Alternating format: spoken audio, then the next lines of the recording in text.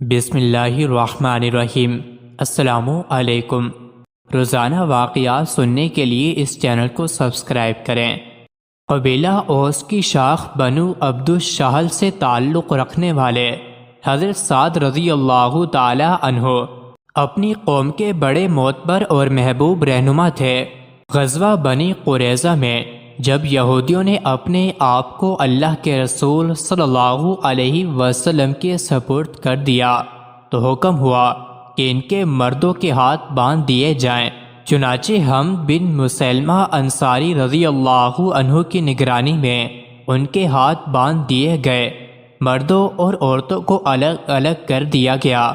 قبیلہ اوس کے لوگ اللہ کے رسول صلی اللہ علیہ وسلم کے پاس حاضر ہوئے اور عرض کیا بنو قریظہ کے ساتھ بھی وہی سلوک کیا جائے جو آپ نے بنو قیقہ کے ساتھ فرمایا تھا۔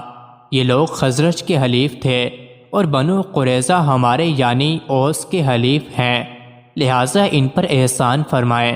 آپ صلی اللہ علیہ وسلم نے ارشاد فرمایا، کیا یہ بہتر نہ ہوگا کہ تمہارے قبیلے کا فرد ہی اس معاملے کا فیصلہ کر دے؟ انہوں نے کہا، بڑی عمدہ بات ہے۔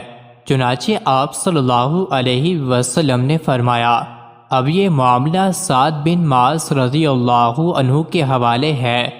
ان لوگوں نے ایک زبان ہو کر کہا، ہم اس پر راضی ہیں۔ اللہ کے رسول صلی اللہ علیہ وسلم نے حضرت سعد بن معاذ کو بلاوا بھیجا۔ وہ خیمے میں زیر علاج تھے۔ انہیں وہاں سے ایک گدھے پر سوار کر کے لایا گیا۔ راستے میں اوس کے لوگوں نے ہمدردی اور اچھے سلوک کی درخواست کی اور کہا، اللہ کے رسول نے آپ کو حکم ہی اس لیے دیا ہے کہ آپ ان سے حسن سلوک کریں، مگر وہ چپ تھے۔ جب لوگوں نے بہت اصرار کیا تو انہوں نے یہ تاریخی جملہ ارشاد فرمایا، اب وقت آ گیا ہے کہ سعد کو اللہ کے بارے میں کسی کی پرواہ نہ ہو۔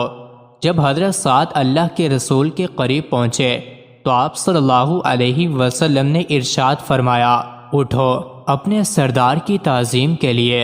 اب انہوں نے رسول اللہ صلی اللہ علیہ وسلم سے دریافت کیا کہ کیا میرا فیصلہ تمام لوگوں یعنی مسلمانوں اور یہودیوں سمیت سب پر نافذ ہوگا؟ ارشاد ہوا، سب پر نافذ ہوگا۔ تو انہوں نے بے دھڑک کہا، میرا فیصلہ یہ ہے کہ بنو قریظہ کے مردوں کو قتل کر دیا جائے، عورتوں اور بچوں کو قیدی بنا لیا جائے اور اموال تقسیم کر دیے جائیں۔ اللہ کے رسول صلی اللہ علیہ وسلم نے یہ فیصلہ سن کر فرمایا، تم نے وہی فیصلہ کیا ہے جو عرش والے کا فیصلہ ہے۔ یہودیوں کی کمر ٹوٹ گئی۔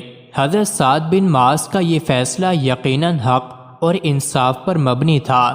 بنو قریظہ نے بد عہدی اور غداری کر کے مسلمانوں کو شکست دلوانے میں کوئی کسر باقی نہیں چھوڑی تھی۔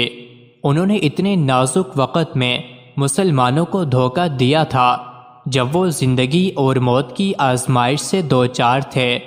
انہوں نے نہ صرف مسلمانوں سے معاہدہ توڑا بلکہ انہیں قتل کرنے کے لیے مشرکین کو 1500 تلواریں، 2000 نیزیں، 300 زرہیں اور 500 ڈھالیں بھی فراہم کر دی تھیں۔ بنو قریظہ کی اسلام کے ساتھ دشمنی کی انتہا تھی کہ انہوں نے غزوہ خندق کے دوران نہتی عورتوں کے قلعے کے بھی چکر کاٹنے شروع کیے۔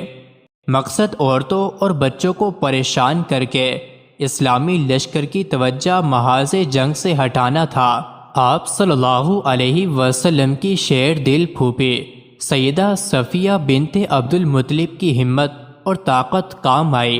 انہوں نے ایک یہودی کو قتل کر کے ان کی سازش ناکام بنا دی۔